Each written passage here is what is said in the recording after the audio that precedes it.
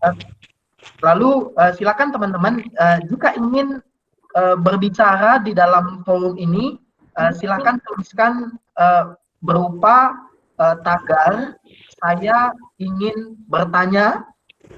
Berarti teman-teman ingin bertanya langsung dalam masuk ke dalam forum ini. Jadi tidak dalam bentuk pertanyaan.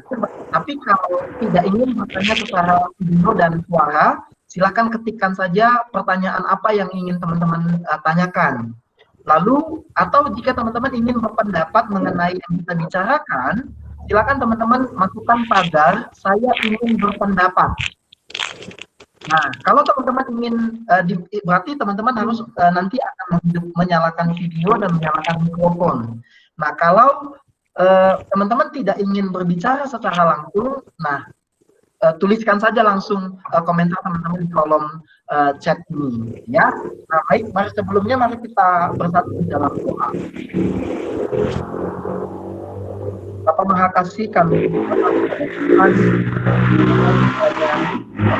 dan hikmat Tuhan memimpin kami dalam diskusi ini, sehingga apa yang kami bincangkan, apa yang kami diskusikan itu makin membuat kami berpikir ulang tentang kenapa Tuhan melibatkan kami di dalam pelayanan pemuridan ini.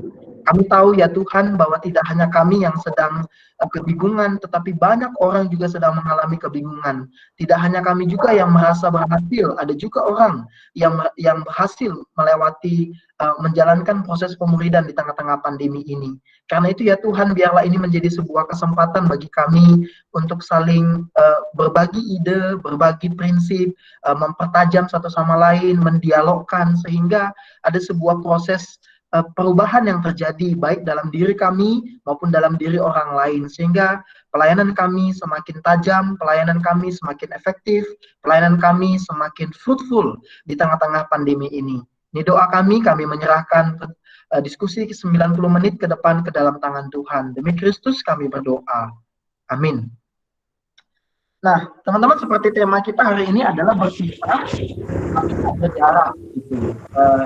Kalau orang yang sedang jatuh cinta bilangnya itu bisa, gitu ya, berpisah secara jarak tapi tidak ada jarak. Gitu. Tapi apakah itu bisa mungkin di tengah-tengah pelayanan pemuridan yang kita kerjakan? Nah, sebagai backgroundnya, 2 minggu yang lalu itu kita mendiskusikan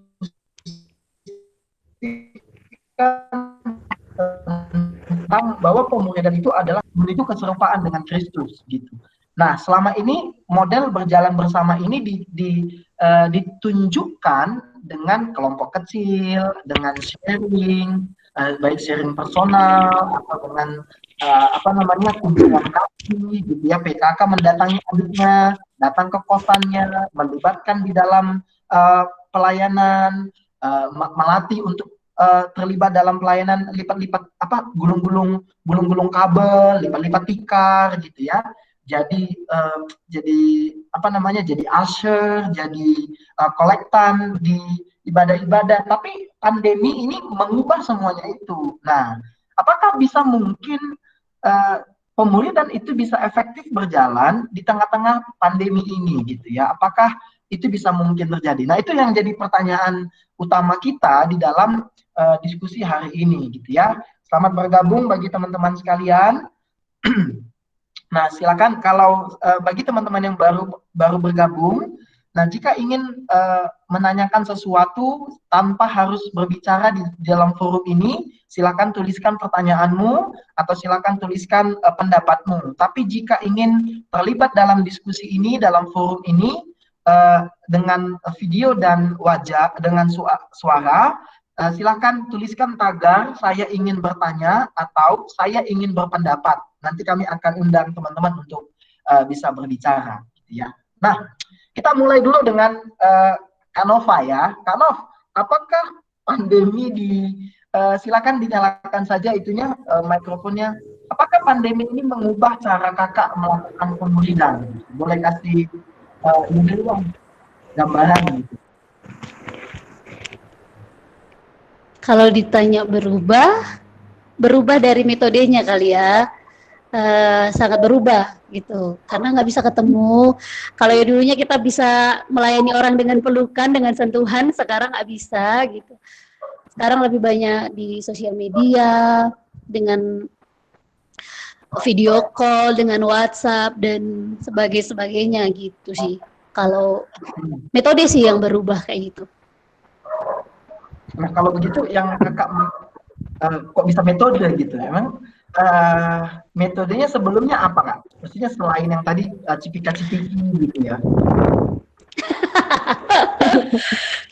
Ya kalau dulu kan bisa ketemu langsung gitu, didatangin ke kampusnya, didatangin ke sekolahnya gitu. Kalau sekarang nggak bisa kita datangin gitu. Nah metodenya itu yang berubah, metode bertemunya gitu. Ruang bertemunya yang berubah. Tapi kalau intinya yang dikerjakan di dalam pemuritan itu sendiri sih nggak berubah gitu. Tetap aja yang dikerjakan itu sharing tentang hidup, berbagi tentang pengalaman-pengalaman bersama-sama dengan Tuhan, kayak mana jatuh bangun di dalam dosa, kayak mana suka dukanya melayani gitu, gimana suka dukanya untuk bisa tetap setia mengerjakan disiplin-disiplin rohani kayak gitu. Itu sih yang berubah dan tidak berubahnya. Tapi perjalanan sebelum kita membicarakan walaupun memang kelompok kecil itu kan tidak selalu identik dengan pemuridan, itu adalah satu media. Tapi apakah kelompok kecil akan mengalami perubahan? Kak? Mungkin kebalik kali ya bang. Memang begitu. Bang Jup, mungkin kebalik. Pemuridan tidak selalu identik dengan kelompok kecil gitu mungkin ya. Iya, tadi aku bilang begitu kan? Kelompok kecil tidak identik dengan pemuridan. Iya sih ada kelompok belajar. Yang mana? Kenapa? Pemuritan tidak identik dengan kelompok kecil. Itu yang benar kan, Kak Bang? Iya. Ini. Tadi aku bilang kan kebalik ya. Oke. Iya. Iya. Yang pasti kan kelompok kecil bukan pemuritan, hanya salah satu bentuk pemuritan gitu ya. Iya. Tapi pasti pemuritan kan?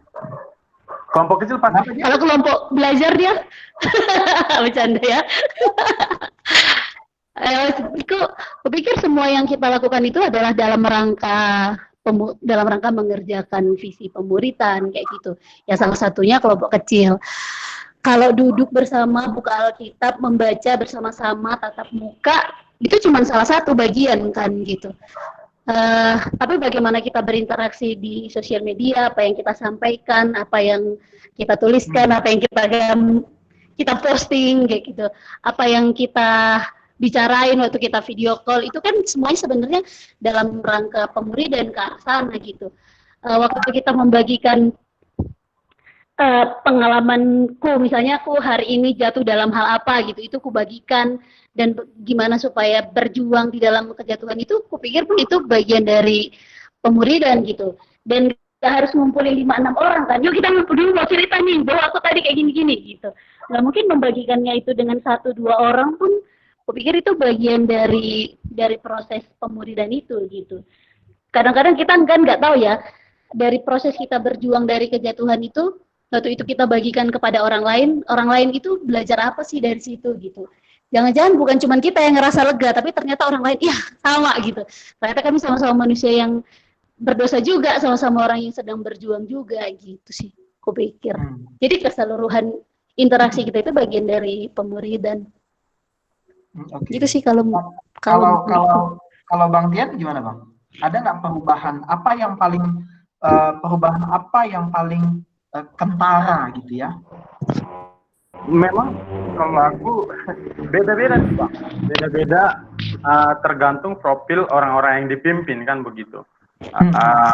Kalau aku ngelihat memang kalau aku mimpin mahasiswa-mahasiswa yang sudah lama dikelompokkan, ibaratnya kita sudah ketemu sebelumnya atau yang sudah alumni, beberapa pemimpin alumni, aku hampir tidak mengalami kesulitan, justru dimudahkan dengan situasi ini. Tapi aku harus akui bahwa yang paling berubah adalah ketika memimpin mereka yang masih baru-baru. Adik-adik yang masih baru, perubahan yang terjadi khususnya aku nggak tahu, maksudnya sangat sulit menemukan waktu. Nah kalau Kak Nova tadi bilang tetap berbagi hidupnya, justru menemukan waktu berbaginya itu itu aku merasa sangat kesulitan gitu ya, khususnya adik-adik yang baru. Nah, akhirnya aku coba berpikir apa memang harus kelompok kecil kan yang paling tepat di masa-masa pandemi ini, kira-kira gitu. Karena memang banyak loh yang lost kontak dengan adik-adik, kira-kira gitu Bang. Itu yang ku alami. Oke, Jeff gimana Jeff? Kalau menurutku terkait yang dibilang Bang Tien soal waktu, kalau kami dan teman-teman mahasiswa justru agak terbantu karena biasanya malam-malam agak sulit berjumpa, tapi dengan pandemi dan terpaksa online, jadi nggak ada alasan lagi untuk tidak berjumpa dan malam-malam pun bisa, bahkan pagi-pagi juga bisa. Cuma sekarang yang masalahnya kalau di media online ini ada peluang yang lebih besar lagi untuk menghindar. Jadi misalnya kalau dia mau matiin paket nih, ya paling gampang dia matiin paket gitu. Dan bagi pemimpin-pemimpin kelompok kecil yang mau menjangkau adiknya yang agak-agak lari, maksudnya yang agak-agak menjauh, juga sulit gitu. Jadi penjangkauan itu cuma tergantung jaringan, tergantung internet gitu. Jadi ada peluang yang lebih besar, tapi juga ada tantangan yang lebih besar. Dan bagi para milenial, kadang ini juga yang agak disuka, tapi agak ngeselin gitu. Bicara masalah millennials, apa yang kalian kayaknya tua banget ya?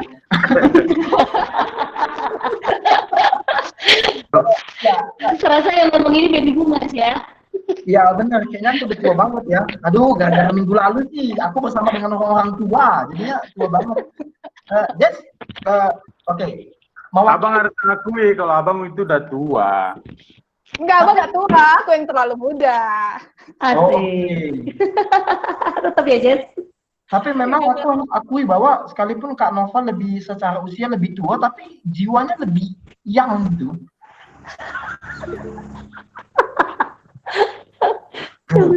Ya, coba menggambarkan atau mewakili generasi yang milenial sekarang.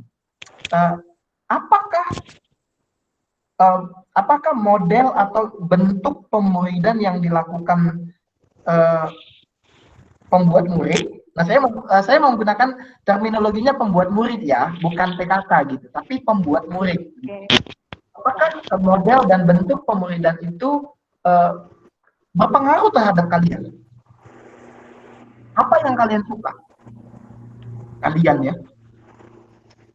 Berpengaruh pastinya. Maksudnya dalam model kelompok kecil kan, Bang, pemuridan itu? Itunya? Atau ya, model dan bentuk gitu, model dan bentuk gitu. Jadi model dan bentuk itu kan bisa berarti modelnya kan apa ya bedanya model dan bentuk ya? Sama. Iya, Bang. Sama itu ya? Ya. Gitu. Pokoknya kelompok kecil itu yang maksud abang kan? Iya, benar. Mau berpengaruh sih Bang. Misalnya kayak aku berteman sesama Kristen, dengan aku yang dikelompokkan, dijaring, dijangkau oleh satu pemimpin pembuat murid yang seperti abang bilang kan. Kalau dalam bentuk kelompok kecil tentu saja lebih intim dan merasa dilibatkan, dianggap, oh aku di dalam lingkaran yang baru, seperti yang kita ngomongin sama Kak Nova tadi. Aku ternyata lagi digabungin ke lingkaran yang baru, yang lebih kecil, yang lebih intim. Sedangkan kalau kita misalnya dimuridkan oleh pembuat murid yang nggak di kelompok kecil gitu, kayak kita temenan aja, kayak aku misalnya menjangkau adik-adik, tapi nggak jadi kelompok kecil, jadi aku adalah kakakmu ya, kalau apa-apa tanya aku ya, gitu-gitu kan. Mungkin ya tidak seistimewa kelompok kecil, bahwa di dalam circle inilah kau bisa menjadi dirimu dan aku bisa juga mentransfer diriku, seperti itu. Tapi kalau kelompok kecil, kalau enggak di kelompok kecil kayaknya yang kayak gitu mungkin enggak ya terlalu universal, tapi dalam circle kelompok kecil, kalau misalnya aku sih dijangkau ya aku merasa ya aku dilibatkan dan lebih intim gitu. Ada sesuatu yang spesial. Apa yang paling kalian lagi lah? Apa yang kalian paling tidak suka dari kelompok kecil ini? Iya. Yang tidak suka itu. Sorry. Nah itu yang tadi aku bilang, sebenarnya gini, bukan gini, yang tadi model dan bentuk kenapa aku pisahkan, bukan sekadar modelnya melalui kelompok kecil gitu, tapi gini, apa yang dilakukan pembuat murid Mau itu ngajak kelompok, mau itu sharing pribadi, mau itu video call dan segala macamnya itu, apa yang kalian tidak suka gitu? Yang tidak suka formalitas. Beberapa kali adik-adik kelompok kecil mengeluh, Kak, formal kali, Kak, kaku kali, Kak, terstruktur kali. Sepertinya kalau aku menangkap, adik-adik ini pun sesuatu yang formal, sesuatu yang terstruktur, dan sesuatu yang terdisiplinkan, itu udah ada di lingkungan yang lain. Kayaknya, karena aku bilang kata kayaknya karena aku yang menangkap di perspektifku ya, Bang Kak. Jadi kayaknya aku menangkap nggak itu yang aku butuhkan. Aku nggak perlu formalitas itu. Karena di kuliah pun aku sudah punya formalitas itu. Dalam organisasi pun ada. Tapi mereka membutuhkan, berkelompok kecil ini membutuhkan sesuatu yang organik, sesuatu yang aku butuh teman, istilahnya gitu. Aku butuh kakak. Aku nggak butuh lagi sesuatu yang terlalu diatur-atur. Apalagi maba yang 2020 ya. Nah, adikku ada yang 2019, mereka sangat tidak suka itu. Kelihatan sih dari mimik mukanya kalau aku udah banyak ngomong dan mereka nggak dipersilakan ngomong, mereka udah ngantuk dan matanya udah kemana-mana. Jadi aku ya harus pintar-pintar membaca gitu. Bahwa memang karakternya berbeda. Para yang lebih muda, yang generasi lebih muda dengan generasi yang lebih tua sedikit setelah mereka. Apa punya pengamatan yang sama, Bang Tian, Kak Nova? Bang Tian mau ngomong tuh. Bang Tian serius sekali mikir. Iya. Aku Kak Nova deh, Kak Nova. Aku mau yang dengar aja. Gitu ya. Kalau yang paling tidak disukai itu sih nggak bisa bertemu langsung gitu. Menurutku itu memang nggak bisa tergantikan. Waktu adik kita bilang dia lapar, waktu adik kita lagi pengen nangis, kita nggak ada di sampingnya, itu kayaknya nyesek gitu.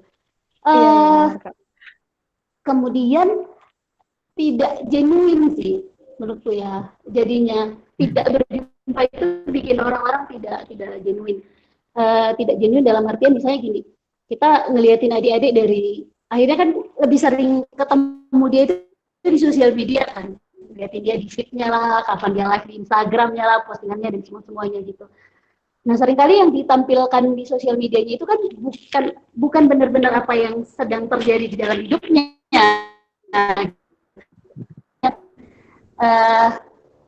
Terlihat baik, terlihat menarik aja, diterima oleh netizen aja gitu. Itu yang ditampilkannya gitu. Nah, sementara kalau misalnya kita ketemu waktu kita mau memulai kelompok lalu membiarkan adik-adik itu ngobrol gitu.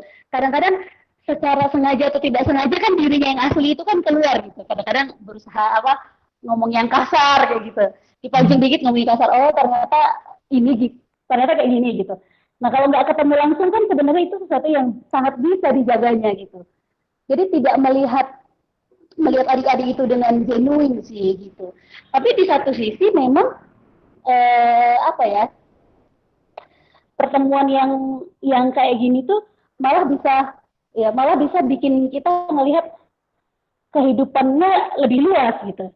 Aku dulu suatu kali pernah diajari sama seorang kakak, bilang gini, kalau kau pengen mendengar orang, maka dengarlah apa yang dia katakan dan perhatikan apa yang berusaha untuk tidak dia katakan gitu. Nah, kadang-kadang apa yang berusaha untuk tidak dia katakan itu adalah dia yang sesungguhnya, malahnya itu yang genuine-nya dia gitu. Yang dia bilangkan itu belum tentu. Yang dia bilangkan itu adalah yang dia pengen orang lihat dan orang dengar dia seperti itu. Padahal sesungguhnya mungkin tidak gitu.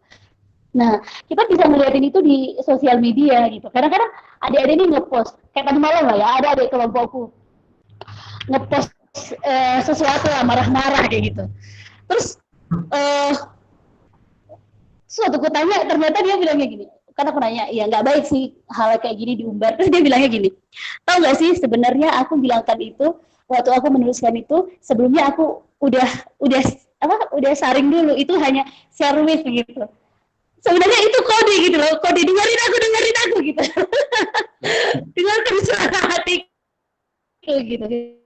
Jadi kadang-kadang dalam hal-hal yang kayak gitu, kita tertolong untuk melihat apa yang sebenarnya dia pengen orang lain lihat, tapi dia malu untuk tunjukkan gitu. Hanya sebenarnya memang sosial media ini memaksa kita harus lebih peka aja kali ya ngelihat adik-adik gitu. By the way, suara aku kedengaran jelasnya? Ada yang ngechat aku tadi putus-putus. Kedengaran Kak? Agak Oke, thank you. putus-putus memang. Dikit. Oh, Tapi ya. kan Kak Nop, Siap. Ada pertanyaan juga ya, siap. Yang kakak bilang itu kan maksudnya aku melihat itu hanya bisa terjadi kalau memang kedekatan itu udah sangat terjalin gitu loh. Maksudnya udah dekat, baru akhirnya apa yang kakak sampaikan di masa pandemi ini kan jadi mudah karena memang chemistry-nya udah nyambung, udah ada trust, udah nyaman kelompok kecil itu. Tapi kan kenyataannya memang kalau kita lihat tidak semua ya kayak yang gue bilang tadi. Aku kira kalau menurutku bagi kelompok kecil yang sudah agak lama berjalan di atas 2 tahun, mungkin pandemi ini nggak terlalu jadi masalah menurut aku.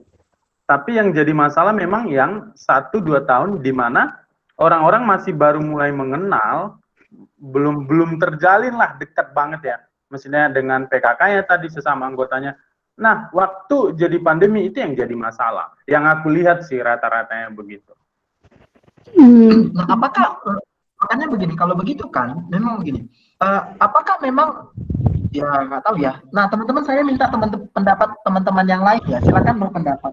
Jika begitu, bagi teman-teman yang baru bergabung, silakan baca kolom chatnya. Atau jangan-jangan memang begini, teman-teman, tema kita kan berpisah tapi tak berjarak. Jangan-jangan selama ini pendekatan. Nah, ini jangan-jangan, karena saya sudah tidak terlibat di dalam model, di dalam pemilihan 3 tahun terakhir kan. Jangan-jangan gini, pendekatan kita pun terhadap adik-adik yang mahasiswa baru itu sudah tidak lagi mendekati mereka dengan, atau gini, singkatnya, sorry kalau salah, jangan-jangan pendekatan kita selama ini salah. Jadi, jangankan berpisah tapi tak berjarak gitu. Mungkin bukan itu yang tepat, atau memang belum ada kedekatan gitu. Atau jangan-jangan udah berjarak ya. Iya. Atau jangan-jangan pandemi pun udah berjarak gitu. Iya, betul. Gitu. Nah, apakah teman-teman yang teman-teman peserta lain boleh silakan kalau ingin berpendapat, apakah jangan-jangan itu yang membuat kita jadinya akhirnya itu masalahnya gitu. Tapi iya, sekalian nungguin teman-teman. Oh ya. Jessica ada pertanyaan lagi, siapa yang akan menjawab pertanyaan ini semua? Kita sama-sama, Bang. Oh gitu, oke.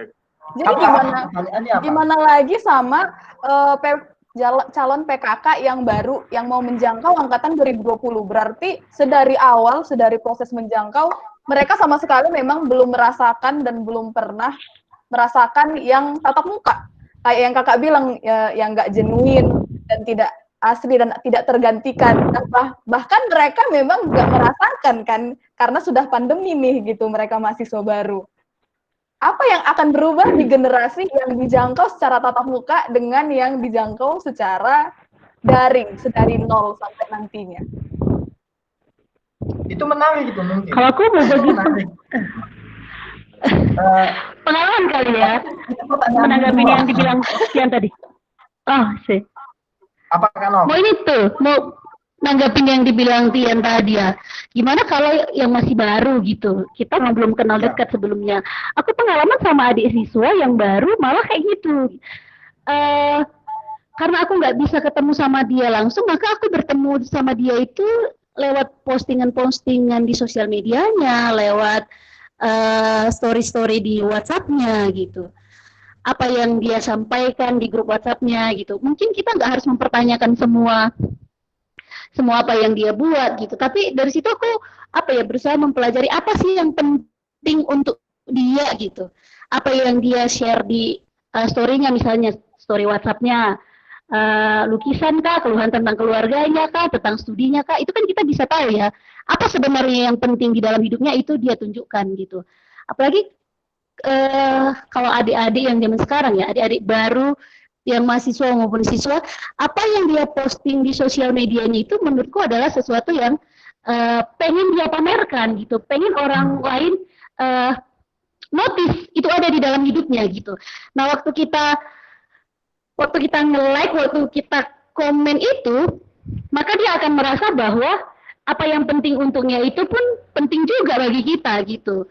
Kalau kita nggak berusaha, ini memang jadi bikin kita agak repot sih ya. Kalau kita nggak berusaha hadir di story-story Instagramnya, di postingan-postingannya, malah beberapa orang menganggap mereka sedang tidak diperhatikan gitu. Percaya nggak percaya, aku punya adik yang rajin loh ngelihat ini. Kalau misalnya dia habis bikin story, dia akan lihat itu simbai siapa gitu, siapa aja yang ngeliatinnya. Lihat nggak? Kakak itu melihat nggak? Kak. Iya. Gak usah milih, aku juga gitu. Aku lihat siapa yang sin. Iya, dia lihat siapa yang liatin gitu, dah. Ya kita ngeliat adik-adik baru kita kan di situ jadinya gitu. Nah kalau misalnya sekali dua kali kita ngasih react yang gimana gitu, mungkin yang ketiga kali dan beberapa kali mungkin kita bisa tanya di situ gitu. Aku malah ada beberapa adik-adik yang baru nggak terlalu dekat, akhirnya karena sekali dua kali ngelihat di situ ngasih komen di postingannya, akhirnya dia malah yang nge-DM duluan gitu, yang cerita, kakak merhatiin nggak postingannya kayak gini-gini, sebenarnya itu kayak gini gitu. Ya, padahal kalau misalnya dibilang sering ketemu, enggak juga, enggak sering ketemu gitu. Itu sih, mencari tahu apa yang penting dan tidak penting untuk adik-adik itu jadinya memang dari situ, dari sosial medianya. Bahkan ini ada orangnya di sini ya. Satu orang di kelompokku kok pernah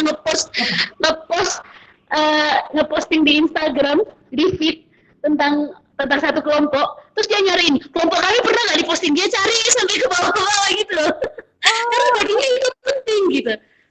Masa kelompok yang ini diposting kakak itu, kelompok kami pernah nggak, dicariin dia sampai ke bawah-bawah gitu. Orangnya ada di sini sekarang. Ya gitu sih, kadang-kadang menurut kita nggak penting, ternyata sangat penting. Ya, thank you. Memang benar-benar pemurisan Kak Nova ini nggak berjarak, Bang Juk. Adik-adiknya pun datang ke sini. Sama sekali nggak ada ruang jarak yang diberikan. Udah lagi aku dimarahin ini di grup. Tapi memang begini, kenapa itu terjadi? Karena Kak Nova memang sekarang sudah hidup dalam dunia media gitu. Dia berhasil berselancar di dunia media itu, sehingga gini, apapun yang coba bisa bayangkan nggak sih, dia posting itu cuma Danau Toba dalam keadaan malam, pagi, siang gitu. Halo Bang. Atau gambar yang siluet, cuma bilang begini, apa itu gitu. Halo Bang Juk, ada tuh pendapat di chat yang dari ya. Nah ini mungkin si kisah hidup bilangnya, mungkin aduh sorry ya, ada apa di sebelah di rumahku. Kita harus hormati, kita ikutan. Ya, jadi apa namanya? Sebentar ya, saya cari tempat dulu. Soalnya agak sama Bang di sini juga kok. Agak berisik gitu. Nah, jadi pertanyaannya adalah begini. Pertanyaannya adalah ini, kita hidup mungkin nggak bersama, tapi berjarak selama ini. Karena itu mempengaruhi suasana obrolan. Nanti kita dengarkan ya, kalau ada waktu kita tanya sama kisah hidup ya, pakar gitu. Lalu minta Bang Armen dong. Armen silakan. Lalu ada Bang Likon mengusulkan, boleh nggak dengar salah satu PKK? Oh, padahal Jessica salah satu PKK ya, tapi mana tahu ada yang lain ya. Oke, silakan Bang Armen. Oke, halo, bisa dengar? Bisa Bang. Bisa.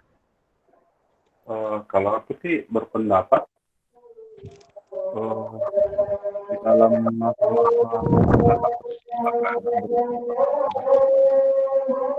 kan untuk kelompok-kelompok yang sudah berjalan 2 tahun atau lebih, seperti yang dibilang Semen, mungkin itu akan relatif lebih gampang kan. Tapi memang untuk kelompok-kelompok yang baru dan nanti mungkin di 2020 akan baru dibentuk, itu akan menjadi tantangan bagi kita. Nah, berarti sih yang paling penting itu adalah dari dalam satu kelompok kan kita ingin adanya trust kita terhadap pemimpin kelompok kita. Apalagi kita kan belum pernah bertemu. Nah, bagaimana caranya? Kira-kira ya, memang kita harus mulai memberi perhatian seperti yang dibilang Kak Nova tadi. Kita harus melihat IG story-nya, mungkin membaca komen-komennya, entah dia komen di tempat lain, kita baca. Dari mana kita mengenal mereka? Ya dari situ gitu. Karena apa yang tercatat di media sosial itu kan bagian dari refleksi dari dia sendiri. Apa yang dipostingnya itu kan menggambarkan sedikit banyak itu kan menggambarkan apa yang dia alami, dia pikirkan, dia rasakan, seperti itu ya. Nah, kurasa untuk tapi memang untuk dia yang baru ini, kurasa membentuk satu kelompok itu mungkin akan jadi masalah, tapi akan lebih efektif, ya nggak usah dibilang ini satu kelompok, tapi satu pemimpin kelompok intens menghubungi si A, intens menghubungi si B. Jangan si A, si B, si C, ini digabungin dulu baru satu kelompok, baru kita memulai pendekatan. Kurasa sih seperti itu ya untuk 2020.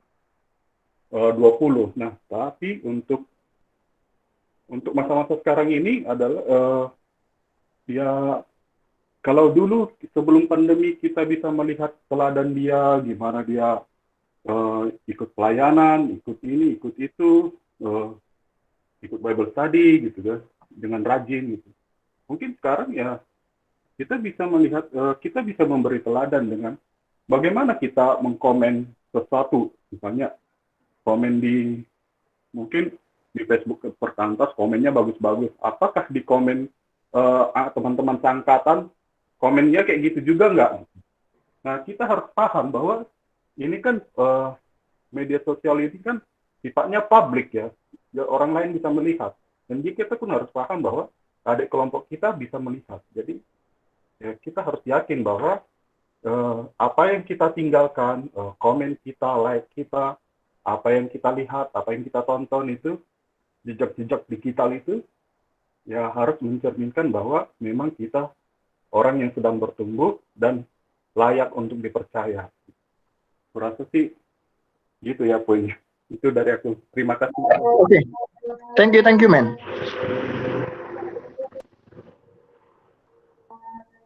Adakah teman-teman yang mahasiswa ingin menyampaikan pergumulannya, frustasinya? Kalau kalian frustasi, silakan. Apakah ada?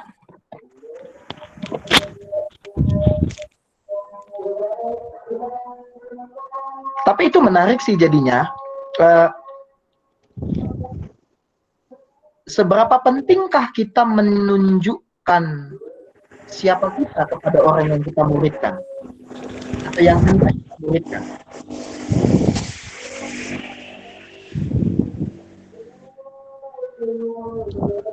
Atau pertanyaannya, ya, sebagai generasi millennials, apakah kalian suka dengan kan tadi nggak suka dengan struktur formalitas gitu, tapi ketika kalian melihat yang senior itu atau yang tanda kutip yang mengajar itu sedikit punya kelemahan, bagaimana kalian menanggapinya?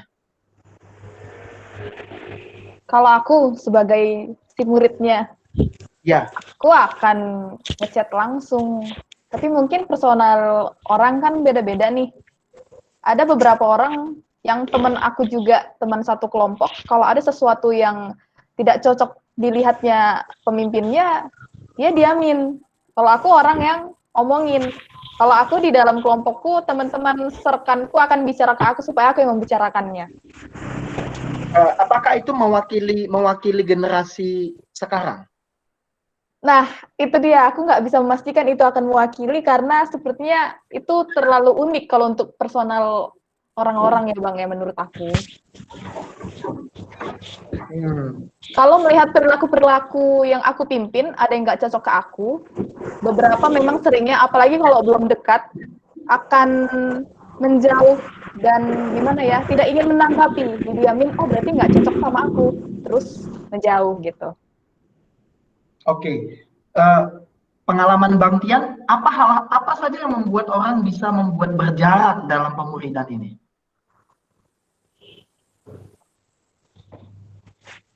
Baik pengamatan maupun juga pengalaman gitu ya. kalau menurutku sih memang model berkelompok kecilnya sangat mempengaruhi jarak itu gitu. Model berkelompok kecilnya, desainnya di awal. Makanya kayak obrolan kita tadi misalnya kan salah satu tantangan di masa pandemi ini kayak yang gue bilang tadi, kalau memang belum sempat nih kelompok kecilnya itu jadi komunitas yang nyaman, nah ini ya yang nyaman, yang nyambung, nah maka pandemi ini menjadi hantaman sih menurut aku gitu. Menjadi waktu benar-benar membuat kita makin sadar bahwa menjadikan kelompok kecil itu nyaman itu adalah satu hal yang harus dimulai ketika memulai kelompok kecil.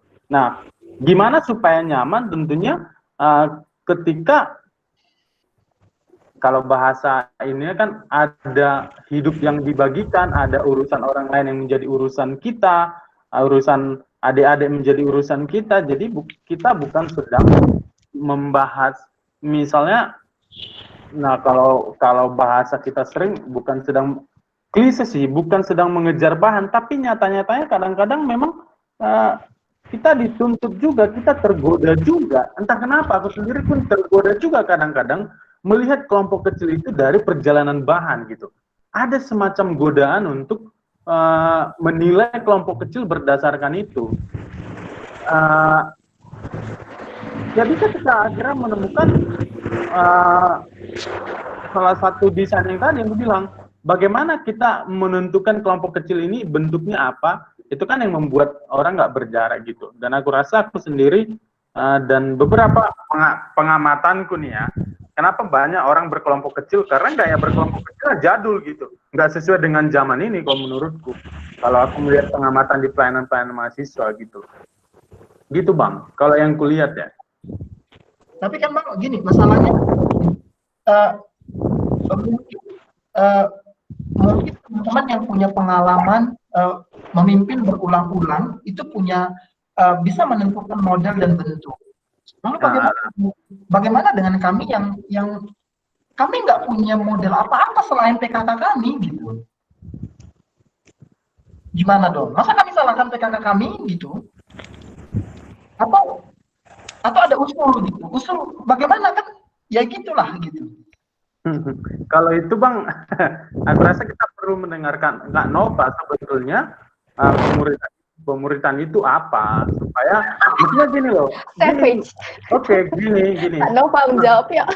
Karena aku rasa pemuritan yang kita lakukan ini bukan sesuatu yang tunggu tamat dulu kita tahu metodenya, tapi kita punya gambaran di Alkitab yang mungkin bisa membagikan kita, dan aku rasa kalau Kak Nova bersedia membagikan itu akan membantu kita memaknai.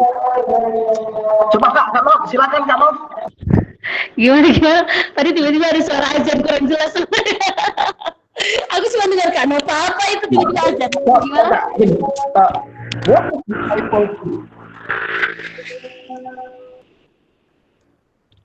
What is discipleship? Ya, what is discipleship? Discipleship apa ya? Perjalanan menemukan siapa Tuhan di dalam hidup ini kali ya, gitu ya. Sederhananya mungkin gitu. Baik itu perjalanan kita sedang sendiri maupun perjalanan saat bersama-sama dengan orang lain, kayak gitu sih menurutku. Jadi apakah perjalanan itu harus dilewati dengan bahan? Silakan dengan bahan. Apakah perjalanan itu harus dilewati dengan berkelompok kecil ketemu? Silakan dengan itu. Apakah perjalanan itu hanya bisa dijalani dijalani dengan bertelepon, dengan WhatsApp? Ya silakan pilih masing-masing sesuai dengan kebutuhan orang itu gitu. Aku sekarang lagi bikin proyek sama satu adik kelompokku gitu. Kami bikin blog, isinya ya tulisan kami berdua gitu. Isinya itu bukan tentang bukan hal-hal yang gimana bilangkannya, bukan hal-hal teori-teori. Jadi apa yang aku alamin hari ini gitu, dan apakah saat itu aku lagi jatuh, aku meragukan Tuhan, maka aku akan tuliskan di situ gitu. Dan si adik itu juga buat kayak gitu. Itu blog yang dimana kami mau jadi diri sendiri aja gitu. Mungkin kalau bilangkan langsung takut, tapi kalau mungkin dengan tulisan itu itu bisa dengan leluasa dia menceritakan. Dan ada salah satu bagian dari salah satu isi blog si adik, tulisannya dia cerita tentang kalau beberapa hari dia sedang meragukan Tuhan, dan di situ hari ini Tuhan menjawab gitu. Aku nggak ngomong apa-apa kok gitu. Aku cuma ceritakan kemarin aku mengalami ini bersama Tuhan, tulis di blog itu. Entahkah dia membaca itu, lalu dia punya pengalaman yang sama, dan dia buatnya di blog itu, ya gitu, hari ini Tuhan menjawab. Kupikir itu adalah proses berjalan kami gitu, itu adalah proses pemuridannya kami gitu. Dan 2 minggu atau 3 minggu yang lalu ada satu orang adikku cerita tentang relasinya dengan orang lain, panjang kali dia cerita. Terus setelah dia panjang cerita, aku cuman bilang, kupikir kau tahu apa yang harus kau lakukan kan dek gitu. Aku akan tunggu kabar baikmu. Cuma gitu, aku akan tunggu kabar baiknya gitu. Nah, minggu lalu kami kelompok, dia cerita gini, Kak, aku mau kasih kabar baik dari yang kemarin gitu. Mungkin bagianku bukan ngasih tahu harus kayak gini gitu. Tapi bagianku cuma bilang, aku akan menunggumu di perjalanan ini gitu. Akan ada orang yang menantikan prosesmu gitu. Dan bagiku itulah proses pemuridannya gitu. Waktu di akhirnya menyampaikan, akhirnya aku bisa Kak ngobrol sama teman gitu. Akhirnya aku bisa menemukan, ya aku harus memaafkan dia, nggak harus nunggu dia kayak gini. Waktu dia menceritakan itu, aku bilang, apa yang kau sampaikan itu adalah sukacita tersendiri bagiku. Aku melihat kau semakin dewasa. Masa sih kayak gitu? Iya, bagiku itu adalah perjumpaanmu bersama Tuhan gitu. Ya bagiku ya itulah pemuridan gitu.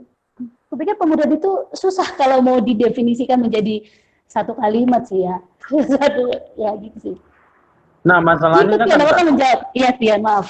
masalahnya kan Kak Nop, balik lagi sih aku yang sering jadi permasalahan kalau ngelihat pelayanan sekarang. Nah, itu kan dibangun begitu lama ya, begitu lama baru bisa terjadi relasi yang begitu dekat. Nah, lalu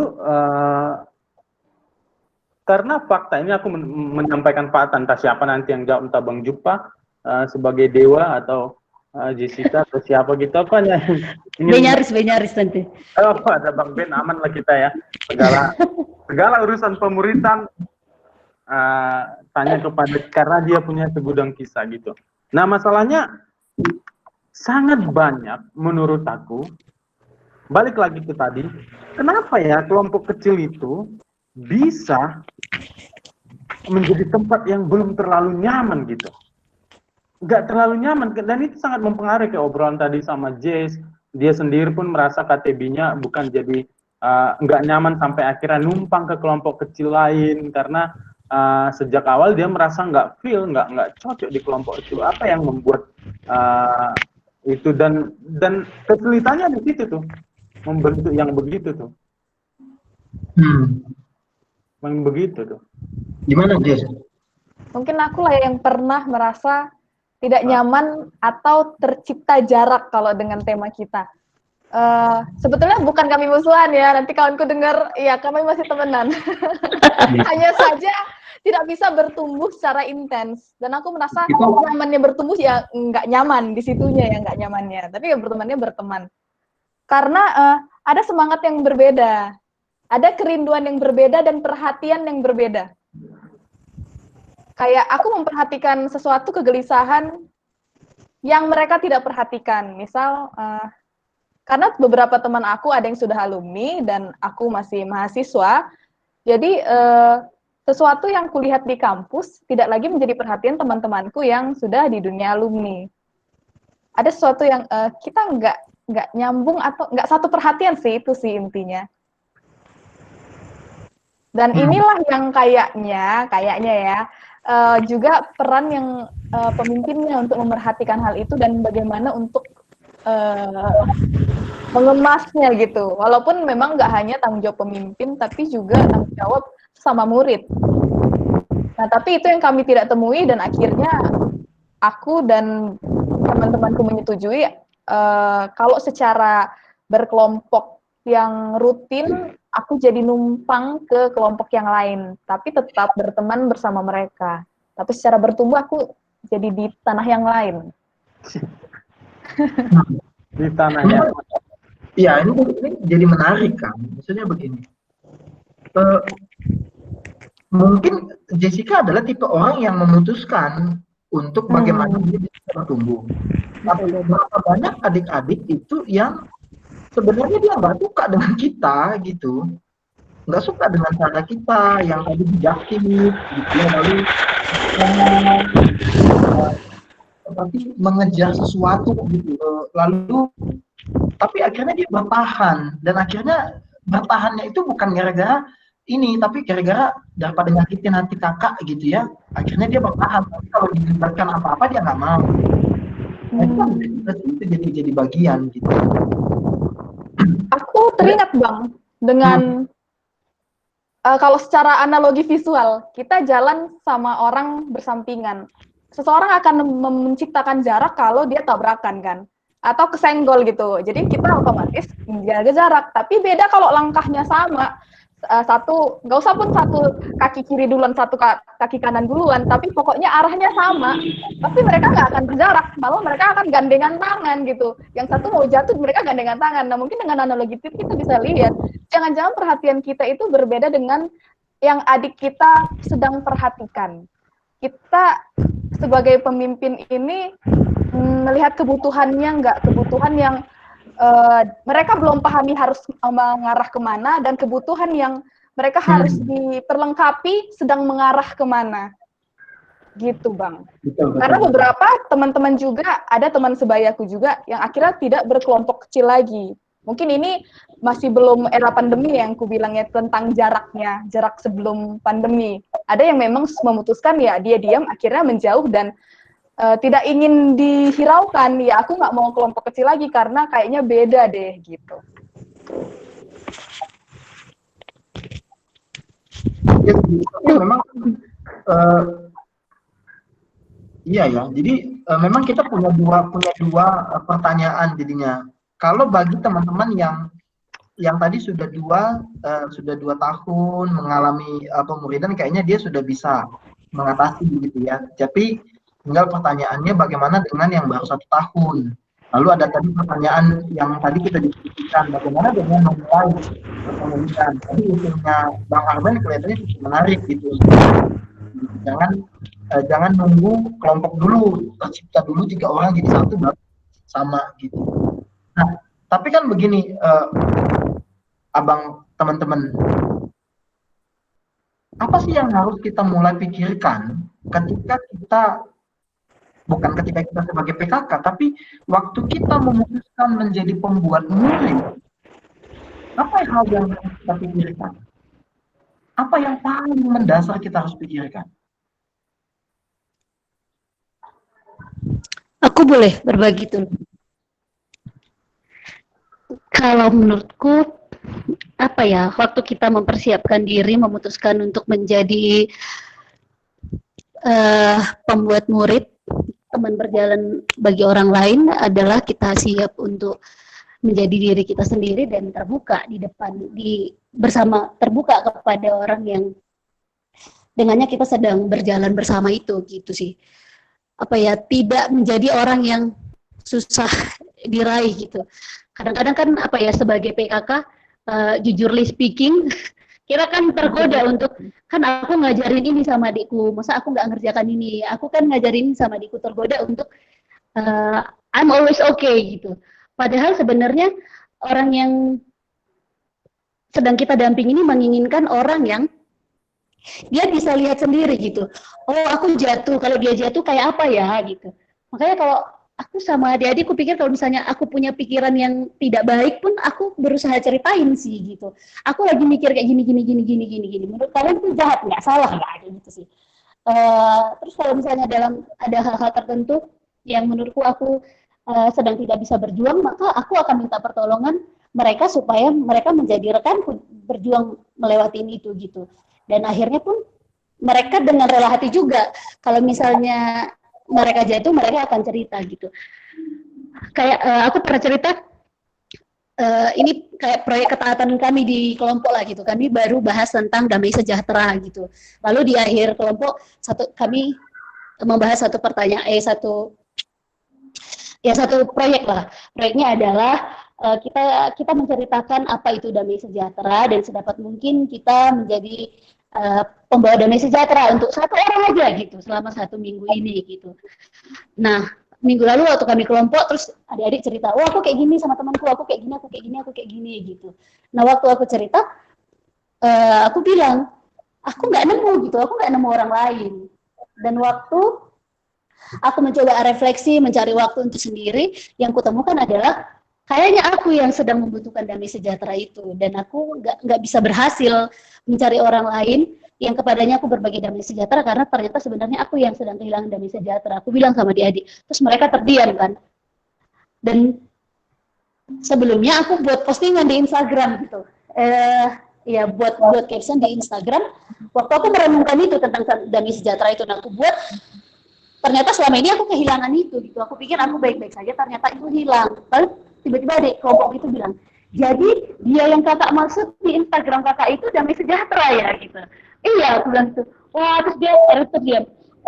Jangan-jangan sebenarnya aku pun kayak gitu. Aku merasa punya sebenarnya, jangan-jangan ternyata nggak punya. Aku merasa beda aja, ternyata enggak gitu. Nah, waktu kita berani terbuka, adik kita ternyata berani juga kok jadi ngoreksi dirinya sendiri. Iya ya, jangan-jangan sebenarnya aku yang kegeeran kayak gitu sih. Berani untuk dilihat apa adanya aja sih. Itu sih salah satu kupikir persyaratan kita mau jadi seorang pemurid gitu. Jangan berusaha selalu baik-baik saja.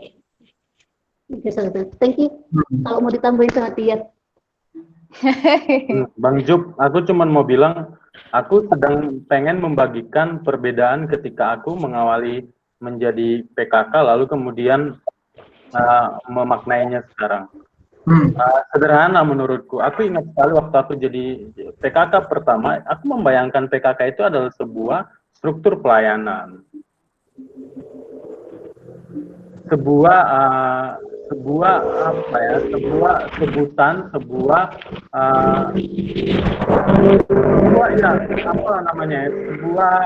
jenjang,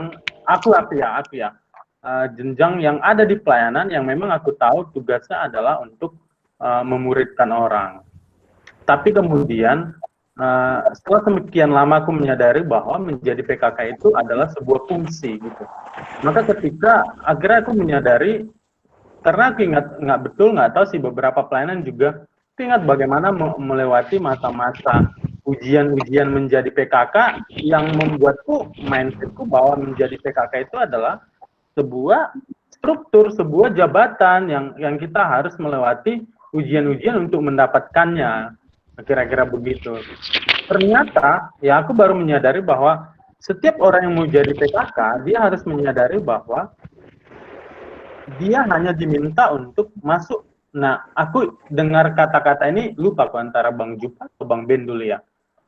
Waktu masih setingkat akhir, bahwa ketika kita menjadi PKK itu, berarti kita bersedia, selalu ingat ini, masuk ke dalam hidup orang lain, dan mengizinkan orang lain masuk ke dalam hidup kita. Itu yang harus disiapkannya, begitu. Itu yang harus disiapkannya, menjadi orang yang masuk mengurusi hidup orang lain dan mengizinkan orang lain juga menjadi bagian hidupnya. Dan itu bagiku menariknya. Nah, kalau itu disadari, maka perbincangan kelompok kecil bukan hanya sekedar perbincangan program pelayanan. Akhirnya perbincangan kelompok kecil bukan hanya sekedar bicara evaluasi apakah 3P1M-nya berjalan, 4P-nya berjalan, tapi berbicara hidup orang yang Tuhan percayakan untuk kita urusi, kira-kira begitu sih.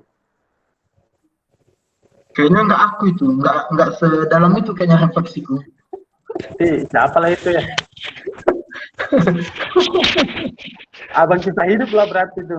Iya. Tapi memang kan. Ya, silakan Bang. Silakan Jess. Terkait ke pertanyaan Bang Armen nih, sebetulnya nyambung juga sih soal membangun kepercayaan. Ya, aku setuju sih, kayaknya memang begitu. Soal kita yang menjadi manusia seperti yang dibilang oleh Nova, dan kita yang mau dilibatkan dan mengizinkan orang, terlibat sedikit gitulah ya. Aku rasa itu juga salah satu cara untuk membangun kepercayaan. Karena aku aku juga melihat diriku yang pertama sekali, yang membuat kami pernah berjarak itu karena aku yang masuk ke dalam kehidupan mereka, tapi aku tidak mengizinkan mereka masuk ke dalam hidupku. Dan itu juga adalah bentuk ketidakpercayaan kan jadinya. Waktu aku melihat diriku yang dulu, aku jadi melihat, iya ya, dulu aku ternyata nggak percaya. Makanya mereka pun nggak percaya. Jadi sebetulnya ini adalah hubungan timbal balik. Dan seperti Kak Nova, ceritanya juga menarik ya tentang damai sejahtera. Ternyata, ya lagi-lagi kita diingatkan, ternyata yang bertumbuh itu bukan hanya adik-adik kita, bahkan kita ditumbuhkan oleh adik-adik kita. Ya, betul, betul. Nah, itu yang aku pikir juga harusnya menjadi kultur dalam pemuridan ya. Maksudnya kultur yang terjadi dalam kelompok kecil, dalam relasi kita dengan sesama satu sama lain itu adalah apakah kita sedang bertumbuh atau kita sedang tidak bertumbuh gitu. Nah, kalau dari aku sih ya, selain yang tadi yang teman-teman pikirkan itu adalah tadi aku kepikiran dengan ilustrasinya Jessica tadi seperti orang yang berjalan. Tapi kurasa begini, pembuat murid itu adalah orang yang dia sedang menggandeng orang lain, lalu dia bilang, kita mau ke sana. Dia tahu apa yang mau dituju, lalu dia sedang berjalan bersama dengan orang itu. Sekalipun mungkin si orang yang digandengnya itu menapak ke kanan, menapak ke kiri, ingin berhenti, ingin mundur, tapi dia harus mengarahkan lagi, yuk kita jalan ke sana. Jadi dia bukan menarik gitu, bukan menahan, tapi dia yuk jalan bersama gitu. Nah itu jadi kepikiran juga sih ininya. Berarti intinya Bang, digandengan tangannya dong ya, jangan lepas. Iya, saya rasa adalah itu. Jadi harusnya begini, harusnya kalau aku sih berpikir ya, harusnya begini. Jangan memang kita secara jalan, tetapi ketika aku ada di Medan, ada di kelompok kecilku, ada di Pamulan, ada kelompok kecilku, ada di Bali G, ketika kami sama-sama memiliki tujuan yang sama, aku pikir berarti kami tidak sedang berjarak gitu. Tapi berjarak itu ketika aku ada di Medan, sama kayak tadi Jessica gitu. Yang tadi Jessica tadi gitu. Kita menuju utara, sedangkan teman kita menuju selatan gitu. Ya mungkin itu jarak yang sudah terjadi. Nah kita kan menarik bersama-sama gitu. Berarti nggak bisa lah kalau misalnya sama adik kita itu awalnya kita gandeng lalu kemudian kita kasih catatan ini nanti yang mau dilakukan ya. Gitu. Nanti kita ketemu di simpang itu, ini jalan ke sana. Agak Iya. susah kalau begitu ya. Soalnya gitu, dia pun tidak tahu di mana simpang itu gitu. Kita harus mengguide-nya, menuntunnya ke simpang itu gitu. Kan gini, kapan kita bertemu dengan persimpangan jalan? Ketika kita mempelajari firman, lalu kita kembali ke kehidupan kita juga tahu. Gitu. Yang mana yang harus aku pilih? Apakah yang kanan sesuai firman atau tidak? Nah, persimpangan itu harus dituntun oleh si pembuat murid gitu. Jadi enggak, itulah kenapa menurutku kalau kita kalau kelompok kecil kita itu tidak dibangun di atas murid, kita nggak di atas murid, dibangun di atas firman, kita tidak akan pernah bertemu persimpangan. Jadi jangan pikirkan, jangan pernah berpikir kalau kita akan bertemu persimpangan. Orang firman aja kita nggak baca, gitu. Firman aja kita nggak pelajari bersama, di mana persimpangannya gitu. Gitu sih ini Pak. By the way ada Irfan ya. Irfan, thank you untuk masukannya. Menurut saya Kak, untuk membangun kepercayaan teman-teman kita mendekat diri kepada mereka. Jangan jemu-jemu membangun komunikasi. Setuju? Maksudnya Kak, nggak kita menanya kabarnya atau masalahnya. Tapi terkadang seseorang itu sulit mengungkapkan masalahnya ke orang lain. Dan itulah kita sebagai temannya dan pembimbingnya harus mendekatkan diri dulu, mengetahui pribadinya agar kita semakin dekat kepadanya dan kita bisa bersama-sama menyemangati membangun kepercayaan kepada Tuhan. Irfan, aku boleh bertanya nggak samamu? Padahal Irfan jangan-jangan ngetik supaya nggak ditanya loh, abang ini lah. Ini kayak dia nyalakan video, aku bertanya. Iyalah, siap lah, dia kan udah dinyalain. Ayo Bang Irfan.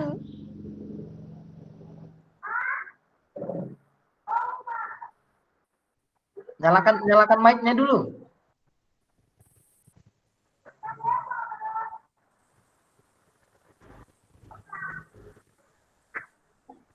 Ya, Halo Irfan, thank you untuk masukannya. halo Kak. Nah, saya mau tanya, Irfan, kalau Ya, dia sudah percaya, kalau dia sudah percaya kepada kita, apa yang harus kita lakukan? kita semakin dekat dengan dia kepada Tuhan gitu Kak. Membimbing dia dan bersama-sama bangun dalam iman gitu Kak. Semakin percaya kepada Tuhan, apapun masalahnya harus bersyukur gitu Kak. Kita harus menjadi sahabat dia gitu Kak. Kayak gitu Kak. Grogi banget dia ngomongnya. Menuntun. Iya, baru pertama kali Kak. Oke. Oke, thank you Irfan. Thank you Irfan. Oke ya, sama-sama. Ya.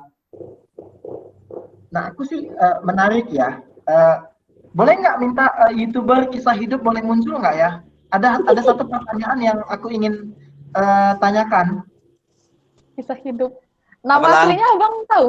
Nah, Bang, Bang Benyaris. nama asli Abang siapa, Bang? Bang Benyaris itu, Jess. Oh, Oke, jangan tuh. hai, Jangan Bang. sudah cuy. oi, pertanyaannya begini kan pasti waktu kamu memikirkan konten, memikirkan ide, ada sesuatu, pasti kan punya referensi nih.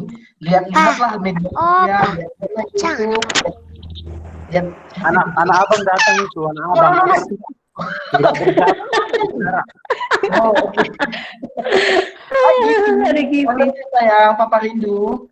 Nah, Papa lagi kerja. Bicara-bicara. Bang Ben, boleh nggak kasih satu contoh? Kan tadi Kak Nova menggunakan kata yang berbeda tapi punya makna yang sama, genuine, authentic, be yourself, gitu kan? Iya. Apakah dunia juga sedang menampilkan itu kalau kita mau bilang, kalau mau kita mengkotakkan ya? Apakah itu juga sedang ditampilkan? Boleh cerita nggak? Ada siapa gitu?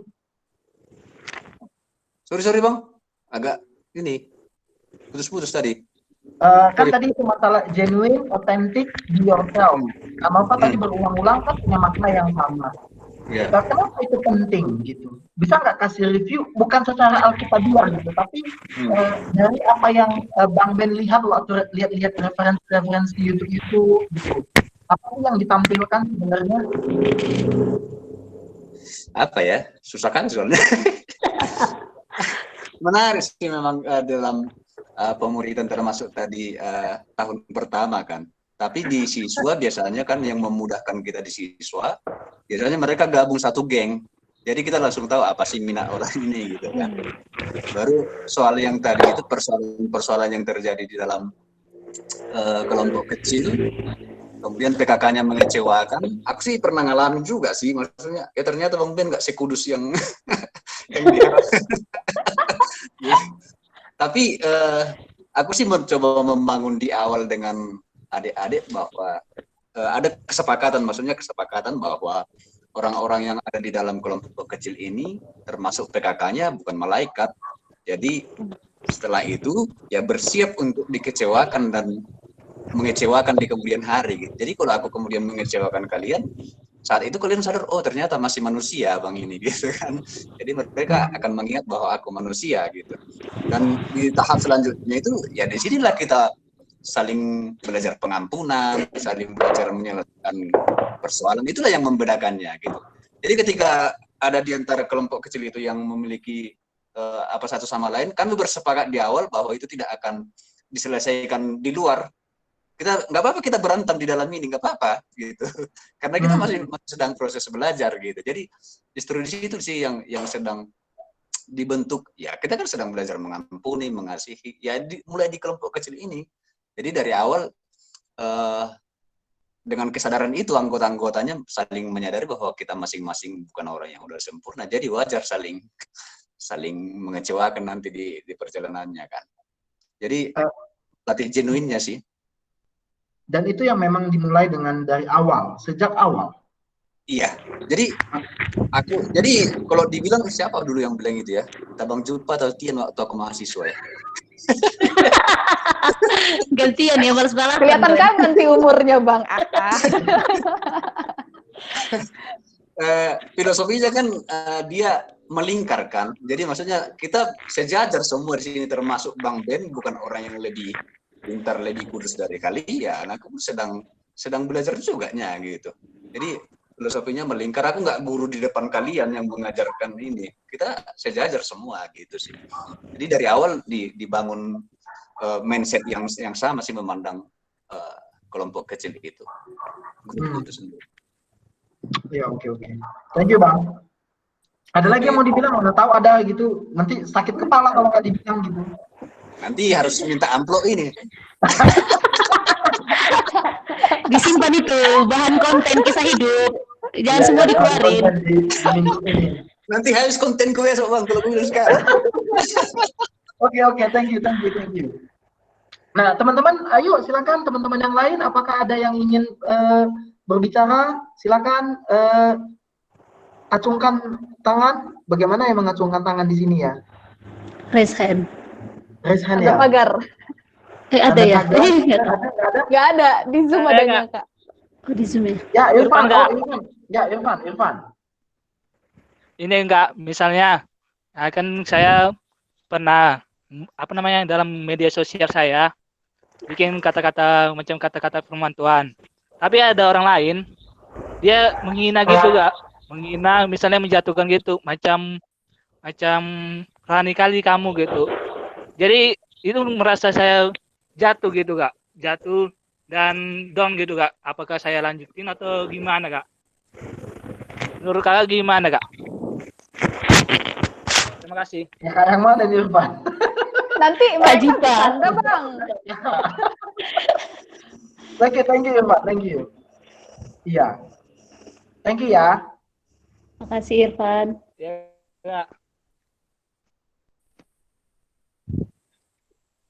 Kalau Kak Nova kan dari dulu memang udah kelihatan saleh ya, jadi pasti ya ada orang yang begitu ya. Tapi jujur nih. Kalau tuh malah jarang sih bikin nats Alkitab di caption di postingan gitu. Celoteh ngoceh itu Bang, ada itu. Iya. Kalau ini ya mau nanggepin Irfan gitu. Kalau misalnya ada orang yang menghina sih, ya itu kita nggak bisa larang orang kan ya. Kayak gini loh, kita nggak bisa larang burung terbang di atas kepala kita, tapi bisa larang burung bikin sarang di atas kepala kita. Kita kan nggak bisa batasin orang mau komen apa gitu, mau bilang apa gitu. Cuman mungkin memang di kondisi sekarang lebih bijak aja sih gitu. Bukan berarti kalau buat nats Alkitab jadi nggak bijak gitu. Tapi mungkin kita bisa merenungkan dan mencari intisari apa yang mau disampaikan firman itu, lalu kita sampaikan dengan bahasa yang lebih mudah dan praktika gitu. Kalau kita orang yang suka merenung mungkin yang lebih reflektif gitu disampaikan gitu, tanpa harus bikin Matius berapa gitu. Karena aku punya adik, punya beberapa orang adik itu yang suka kalau misalnya orang bikin caption ayat Alkitab, terus nanti fotonya foto selfie gitu, itu malah dibully gitu sih sebenarnya gitu. Nah, apalagi mungkin itu tadi kayak yang pertanyaan Bang Jupa di awal tadi itu, kenapa jadi kelompok kecil itu menjadi sesuatu yang tidak nyaman? Mungkin karena kita dalam tanda kutip sepertinya sangat rohani gitu. Apa-apa ngomongin firman Tuhan, Alkitab bilangnya kayak gini gitu. Nah, mungkin kita bisa seperti C.S. Lewis gitu loh, nyampaikan hal yang sangat biblikal, tapi mungkin tidak harus menyebut nama Tuhan, tapi ada perbuatan Tuhan di dalamnya gitu. Ada cerita tentang Tuhan di dalamnya, walaupun kita tidak nyebut kata Tuhan itu kayak gitu. Karena orang zaman sekarang kalau misalnya kita ngomongin firman seolah-olah jadi kalau misalnya firman gini gitu, nats Alkitab kita terus beberapa orang malah merasa terhakimi dengan itu gitu. Tapi kalau misalnya itu dalam bentuk reflektif, bentuk refleksi yang kita sampaikan, orang malah berpikir, oh ini kan apa yang dia alamin gitu. Bukan sesuatu yang pengen dia tujukan kepada orang, ini dia sedang ngomong sama dirinya sendiri gitu. Padahal mungkin bisa jadi kita ngomong sama diri sendiri, tapi malah tulisan itu bicara sama orang itu. Beberapa adik-adik bilangnya kayak gitu sih gitu. Itu aku kali loh yang kakak tulis itu kayak aku kali gitu. Kok bisa gitu sih. Mungkin gitu kali ya Irfan, tapi jangan langsung ngedrop juga gitu. Kita nggak bisa batasin orang. Semangat. Thank you. Aku boleh menambahi Kak Bang? Boleh lah, boleh. Boleh kali aja. Oke, jadi menurutku bukan jadinya salah kalau kita buat ayat Alkitab, enggak juga, tapi bukannya salah juga yang dibilang Kak Nova. Mungkin ini tergantung kepada siapa kita mau tujukan, kepada siapa kita mau orang tersentuh oleh tulisan kita. Apakah itu hanya ekspresi kita aja menjadi kesaksian? Boleh, tidak salah dengan itu. Nah, cuma kalau sesuatu yang secara tersurat, secara ayat Alkitab langsung, sesuatu yang sangat rohani, ya jangan kecewa kalau orang yang tidak rohani, yang alergi dengan rohani, tidak akan membaca itu, atau malah terganggu dengan bacaan itu. Nah, kalau memang targetnya, kepengennya, kerinduannya, aku pengen menjangkau, karena sebetulnya kan konten-konten kita itu kan juga pemuritan secara luas gitu, secara universal. Kalau memang kita pengen menyentuh teman-teman kita yang tidak serohani itu, ya kita menggunakan bahasanya mereka yang tidak rohani. Mungkin dari situ akhirnya kalau misalnya terjangkau, sangat bersyukur kita di DM, kita di chat secara private.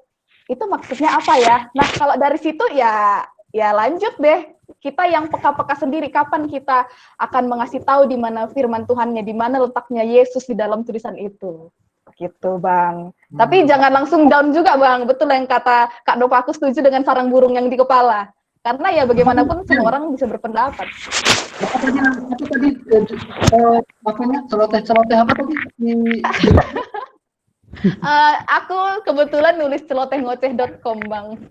Oh, celoteh. Apa celoteh? Celotehngoceh.com. Jadi itu sebetulnya pemuritan secara universal. Pemuritan secara khususnya aku arahin ke celoteh Kristen. Oke. Ya. Menarik juga tuh, bukan celoteh dari lidah, bukan ngoceh yang bersuara. Iya. Nah, teman-teman, jadi begini. Ada itu Bang yang mau nanya. Mana Ti? Siapa? Belum ada. Ada tadi. Trimati. Ri, anak ketiga ya Tri ya? Iya Bang. Jadi kan Bang. Oke Bang, jadi yang mau kutanyakan kan Bang, kan model pemuridan itu akan mempengaruhi pemuridan kita ke depannya. Apalagi model pemuridan baru. Pemuridan baru ini seperti virtual ini Bang. Yang kita alami di tengah-tengah pandemi Bang.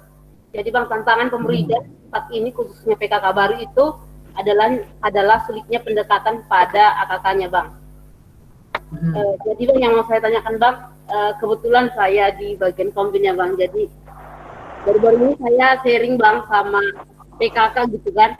PKK-nya itu malah dia bosan Bang, KTB virtual gitu. Malah dia bosan gitu untuk menguruskan AKK-nya. Gimana dengan hal demikian Bang? Bang. Iya ya. Apakah hanya dia atau ada beberapa orang samplingnya? Yang ngasih tahu kondisinya hanya satu orang sih Bang. Yang lain belum Bang. Kalau dengan pengamatan dan analisa tajammu sebagai seorang kombi, gimana? Kemungkinan Bang, ada Bang. Aku setuju ada Bang. Aku setuju banyak. Lalu aku mau bertanya dulu dengan Tri. Tri, sebagai kombin, apa yang kau rasakan mendengarkan cerita itu? Ya sama Bang, aku juga bosan gitu. Berarti rasa sekumpulan orang bosan gitu. Gimana Tri? Apa ya Bang? Ya sama juga Bang kayak yang dibilang Bang Tian Bang. Bosan Bang. Maksudnya gini, waktu mendengarkan itu atau waktu melihat itu sebagai komisi pembinaan yang mengurusi, ya kan? Yang mengurusi pertumbuhan rohani ratusan AKK, ribuan AKK. Nah, apa sih yang kalian rasakan gitu? Atau menurut analisa-mu, kenapa ya itu bisa terjadi? Yang perasaannya pastinya sedih lah ya kan Bang, melihat kondisi seperti itu. Apa ya? Aneh bilangnya bang. PKK itu bilang kayak gini bang, karena kan pas KTB virtual sama KTB non virtual itu beda rasanya gitu bang. Kayak bukan kayak sih, lebih dapat di KTB non virtual bang dibandingkan dengan KTB virtual gitu bang. Jadi itu yang merasakan dia menjadi bosan sehingga KTB-nya kurang efektif gitu bang. Oke. Ya. Nah, berarti thank you Tri. Teman-teman silakan berkomentar kira-kira apa saja alasan orang bisa merasa bosan, PKK merasa bosan. Apa-apa saja alasannya? Silakan masukkan komentarmu di kolom chat ini. Satu-satu aja, nggak usah banyak-banyak gitu. Satu aja. Nanti kita akan lihat apakah ada persamaan atau ada ininya gitu. Tian, kenapa kamu bilang, dan Tian dan Jess, kenapa bilang ada banyak yang seperti itu? Ya kan, kita punya AKK bang yang bercerita begitu. Maksudnya beberapa rekan-rekan PKK juga kan memang mengalami kebosanan sih menurutku. Jadi kebosanannya kali karena semua kan serba online. Ya. Semua serba online, mereka kuliah juga online, kegiatan-kegiatan ruang berbagi juga ada tiap minggu, hampir tiap hari pun. Sekarang kan kira-kira begitu. Jadi sebetulnya itu menjemukan, membosankan sebetulnya. Kalau akhirnya kelompok kecil tidak menjadi sesuatu yang punya nilai beda, maka kelompok kecil pun bisa bagian yang menjemukan sama kayak kuliah dan sebagainya, dan kayak ruang berbagi ini sebetulnya gitu. Menurutku begitu. Yang ku dengar juga yang analisaku begitu. Kalau akhirnya kelompok kecil yang dia punya itu juga ya hanya menambah sejenis acara-acara termasuk kuliah online yang harus diikutinya gitu. Iya. Nah, kalau setuju bang. Iya, maaf bang. Ya, coba Jess, silakan Jess. Aku setuju dengan jika tidak ada nilai beda, karena memang udah exhausted banget kan kepayahan kita. Cuma aku juga sejujurnya aku juga salah satu yang bosan itu. Lama kami tidak berkelompok kecil karena aku tidak bilang kalau aku bosan, tapi aku dalam hatiku aku bosan. Seperti menanti-nanti pandemi ini selesai, padahal nggak tahu kita selesainya kapan. Sampai akhirnya aku mengalahkan diriku dan ayo kita kelompok, itu pada saat lebih besar mana kebosanan berjumpa secara online-nya atau kebosanan tidak berjumpa sama sekali online dan offline. Maka aku tiba-tiba merasa ya memang gak ada pilihan lain, berjumpa itu memang akuilah bahwa ada jarak secara fisik. Jadi jangan sampai kita memaksa-maksakan bahwa kita ini nggak berjarak, bahwa kita ini nggak berpisah secara fisik. Jadi pertama sekali aku mengakui itu dan akhirnya mengalahkan diriku yang bosan itu dengan aku lebih rindu lagi jumpa mereka. Nggak offline pun online jadi. Iya. Kalau aku seperti itu sih tanggapanku, Bang. Iya. Kalau aku sih tanggapannya lebih agak sedikit rohani, tapi kita dengar dulu ya Jeffrey ya. Jeffrey, Jeff, silakan ini Jeff. Oh iya Bang. Di manakah kamu? Oh di Medan Bang, di Medan Oke, Bang. silakan. Ya, gimana pendapatmu Jeff? Oh bukan pendapat sih Bang, gini kan. Tadi sih saya agak tergelitik sih yang pendapat dari Bang Tian mengatakan tadi bahwasanya pas dia memimpin jadi PKK pertama, dia menganggap bahwa PKK itu sebagai suatu struktur. Nah, saya juga mengingat juga kan, tadi saya mengingat gini, pada saat jadi saya PKK waktu gini, kemarin saya antar teman saya di Bandara Kuala Namu gitu. Jadi saya antar itu, dan saya bercerita nih biar apa? Saya gambarkan kan, saya sulit menggambarkan kan. Pas saya antar, tukang apanya itu sini ke dalam gitu. Jadi pas saya naik gitu kan, pas saya naik sampai pertengahan jalan saya sadar, tadi yang memanggil itu di mana ya Bapak itu ya? Rupanya nggak ada. Jadi saya ingat gitu. Jadi selama ini saya cari jawaban bagaimana? Karena kan selama ini saya sudah semester akhir, saya udah melakukan kecil gitu dari kemarin saya di PKK, jadi saya sadar kadang saya evaluasi. Jadi selama ini saya memPA-kan AKK-ku itu sebenarnya saya sebagai hanya mengantar aja gitu. Saya mengantar gitu. Jadi seakan-akan ya saya mengangkat sebagai kakakku, inilah jalannya, ayo ke dalam gitu. Tapi saya mungkin ini koreksi bagi saya sendiri ya, kadang tidak hanya ya mungkin bisa berkata-kata, bisa menyampaikan firman, tetapi mungkin aplikasinya mungkin itu sangat berkurang gitu. Itu yang menjadi saya evaluasi gitu bahwasanya saya selama saya menjadi PKK itu ya saya hanya sebagai pengantar doang, mengantar AKK saya, oh ini loh gitu, seperti itu. Mungkin saya butuh juga nanti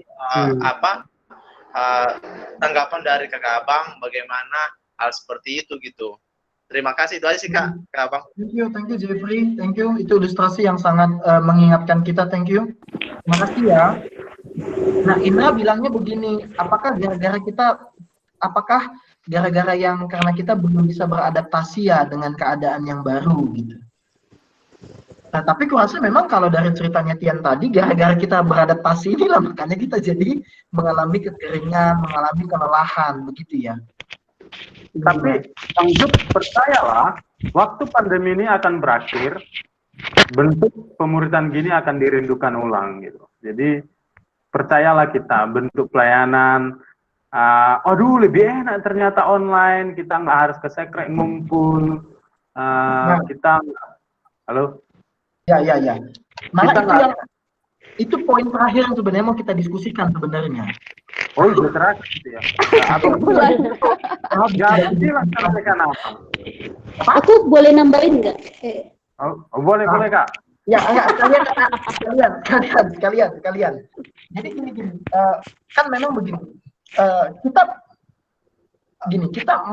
bukan meyakini ya. Kita harus mengantisipasi bahwa begini. Kalau pandemi ini akan selesai benar-benar clear, katanya gini, tahun depan kemungkinan besar di bulan 6 itu sudah vaksin sudah selesai, uji klinik, uji lab gitu ya. Berarti ada proses waktu setengah tahun lagi untuk memvaksin di Indonesia.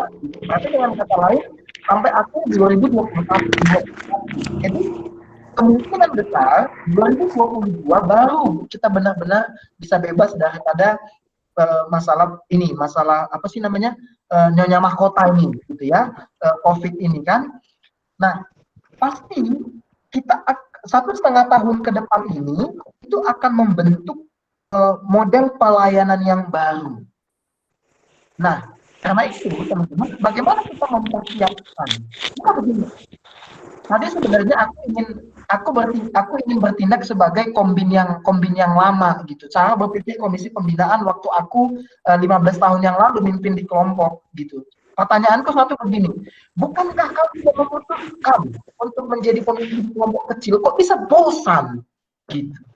Tapi kan ini sekarang udah nggak mungkin lagi gitu. Artinya begini, kebosanan itu akan terjadi karena kita merasa jenuh dengan layar, tatapan dengan layar, dengan berbagai aktivitas. Kemudian tadi saya setuju dengan teman-teman kalau pertemuan kelompok kecil itu tidak fruitful, tidak membantu kita, tidak menyegarkan kita, maka itu sama seperti salah satu kelas yang ada. Lalu bagaimana tanggapan kalian? Bagaimana sebaiknya kita menghidupi pemuridan ini sembari mengantisipasi model pelayanan yang baru yang akan kita terapkan di masa yang akan datang. Silakan Kak Nov. Waktunya cuma 1 menit. Ya, thank you. Aku mau nanggapin yang masalah kalau PKK-nya yang bosan gimana gitu. Kupikir kebosanan itu bukan hanya karena pertemuannya virtual sih, tapi pertemuan tatap muka pun itu sebenarnya banyak kok PKK yang bosan gitu. Nah, kalau dari pengalaman yang pernah aku alami dan dari adik-adik yang pernah cerita sih, bosan itu sepertinya terjadi karena kita datang ke kelompok kecil kita datang kepada adik-adik kita itu dengan target gitu loh. Aku harus menyelesaikan bahan ini, adikku harus belajar ini, adikku harus kayak gini, harus kayak gini, harus kayak gini gitu.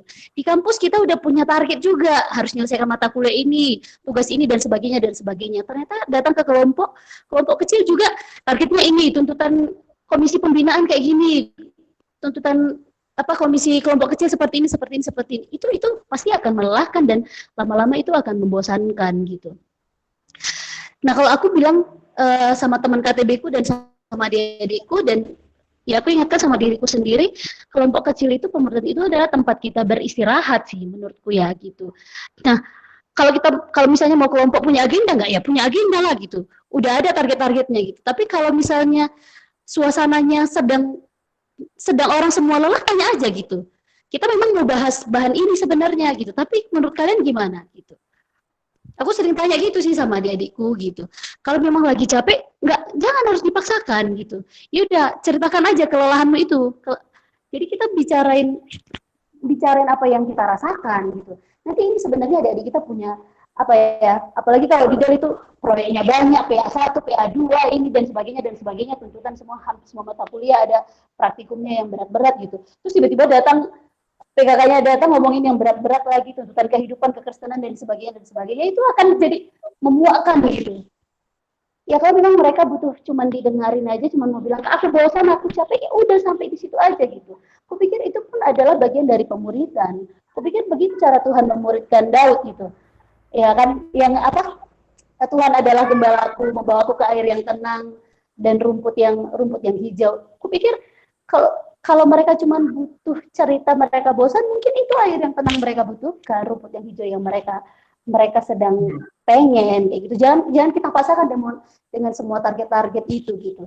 Kalau misalnya nggak tercapai selesai bahan yang ini, jangan langsung ngerasa aduh aku PKK yang gagal. Enggak sih, kupikir bukan itu gitu.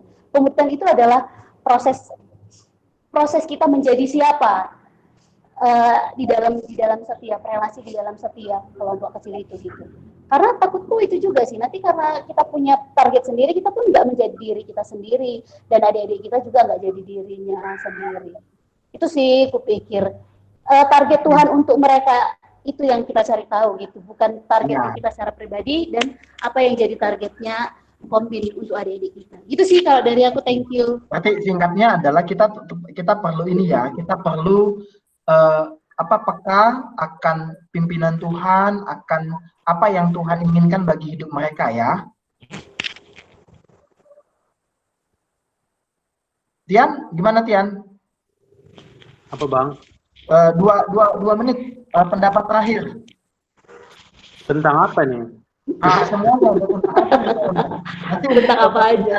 Pertanyaan terakhir bisa dibuat ruang berbagi yang baru lagi nanti. Oke. Aku hanya teringat aja sih buku yang Generasi Penuh Hasrat yang dia bilang sebetulnya gereja nggak punya masalah milenial waktu dipermasalahkan bagaimana memuridkan milenial, tapi gereja punya masalah pemuridan gitu. Jadi aku jadi memikirkan itu bahwa sebenarnya masalah kita jangan-jangan bukan pandeminya, tapi pemuridan kita yang memang memaknainya agak salah gitu, agak kurang tepat. Jadi entah pandemi entah enggak, kan toh semua punya masanya dan mungkin ini waktu-waktu yang dirindukan. Maka kita mencoba menemukan apa yang Tuhan mau sebetulnya di dalam proses pemuridan kita gitu. Kita 1 menit karena terakhir soalnya. Oke Bang. Jadi ya udah terbilangkan sih sebetulnya sama Bang Tian, Kak Nova. Aku cuma mau bilang bahwa ya benar, lebih enak kita karena udah terbiasa kita keenakan dengan tatap muka. Dan ya udah akuilah itu, dan akui juga ini lagi pandemi, mau penyakitan kan enggak juga. Dan aku kembali ke kalau memang bosan, kalau memang ingin kita tidak berjarak, maka jangan ciptakan jarak itu dengan kita selalu terhubung.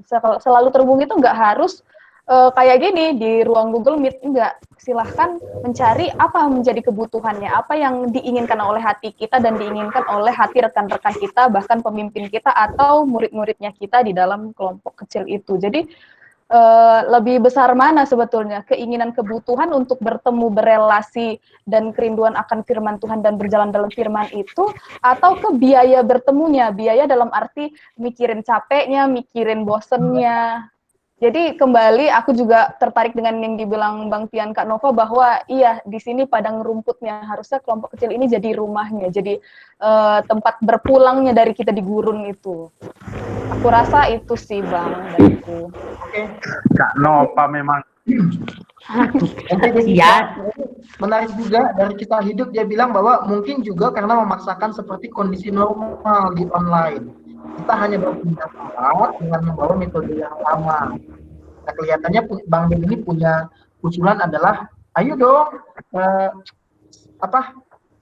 pikirkan dengan metode yang radikal gitu ya, perubahan yang radikal. Kalau jangan metodenya, jangan cuma online-nya. Nah, teman-teman ada satu bagian. Nah, ini ada buku bukunya Bang Tian, buku Bang Tian. Jadi ini dibaca dalam satu minggu demi hari ini. Dia bilang dia lebih mengusulkan begini, bahwa pelayanan kaum muda itu, dia bilangnya begini, pelayanan kaum muda itu jangan pikirkan kepada program. Program itu hanya adalah itu dia buat piramida, itu hanya puncak daripada segudang masalah yang terjadi. Sama seperti yang tadi Bang Tian bilang itu, Grand siapa sih Grand Square siapa gitu ya, itunya yang penuh hasrat itu. Dia bilang bahwa masalah utamanya adalah karena kita selalu mengajak orang untuk ikut kegiatan kita, masuk ke dalam kultur itu yang kita bangun, tapi kita lupa bahwa tujuan utama kita adalah menuntun mereka kehadiran Allah, menuntun mereka mengalami kehadiran Allah. Nah, dia menariknya bilang begini, di halaman 71 dia bilang begini, pelayanan kaum muda berarti hidup bersama kaum muda, bukan hanya sebagai panutan atau teman, tapi juga sebagai pembimbing rohani dan teman seperjalanan. Mereka membutuhkan seseorang yang akan masuk ke dalam hubungan sakramental dengan mereka, dan seseorang yang akan mendengarkan mereka. Mereka ingin didengarkan dengan penuh kasih, yang mana sangat dibutuhkan di tempat-tempat pelayanan kita. Karena itu teman-teman, thank you untuk semuanya kebersamaan kita di tempat ini. Terima kasih. Minggu depan silakan lagi bertemu lagi dengan Ruang Berbagi. Minggu depan kita akan bahas topik yang baru. Nanti platformnya akan diumumkan lagi apakah berubah atau masih tetap menggunakan ini. Nah, thank you Kak Nova, terima kasih. God bless. Thank you teman-teman. Di Bali G, Christian, thank you untuk pelayanannya, sharingnya. Thank you Jess. Mari kita, Bang. Aku ngisi ya, celoteh ngoceh ya. Iya Bang. Oke, thank you semuanya teman-teman yang sudah bergabung dengan kita. Ada tadi maksimal tadi ada sekitar 54 orang. Lalu thank you yang sudah sampai bertahan. Terima kasih semuanya. Nah teman-teman, di tengah-tengah keadaan yang sulit ini, aku akan membacakan doa yang disampaikan oleh Thomas Merton, yang aku pikir itu menjadi doa yang relevan bagi kita semua. Dia bilang begini doanya, ya Tuhan Allahku, aku tidak tahu kemana aku melangkah. Aku tidak melihat jalan di depanku. Aku tidak bisa tahu pasti di mana segalanya akan berakhir. Aku juga tidak benar-benar mengenal diriku sendiri. Dan kenyataannya bahwa aku pikir aku menuruti kehendak-Mu tidak berarti bahwa aku melakukannya dengan sungguh-sungguh. Tapi aku percaya bahwa keinginanku untuk menyenangkan-Mu berkenan bagimu. Dan aku berharap bahwa aku tidak akan pernah melakukan apapun yang tidak sesuai dengan keinginan itu. Dan aku tahu bahwa jika aku melakukan hal ini, Engkau akan menuntun aku pada jalan yang benar. Meski mungkin aku tidak tahu apa-apa tentang hal itu. Oleh karena itu, aku akan selalu percaya kepadamu, meskipun aku mungkin akan hilang dan dalam bayang-bayang kematian. Karena Engkau selalu menyertai aku, dan Engkau tidak akan pernah meninggalkan aku untuk menghadapi bahaya sendirian. Amin. Thank you semuanya. Tuhan akan memberi pengertian kepada kita mengatasi segala keadaan. Itu untuk malam ini ya. God bless. Thank you. Si Kak Nop, Tian, Bang Ju. Thank you Ben, teman-teman. Thank you Ben. Siapkan dirimu ya Ben. Thank you, Kak. Kasih Jess. Ben, Buka Jovisi, Bang. Sama-sama, Bang. Ben Yaris, Oh, kayaknya menarik juga kalau Kak Novi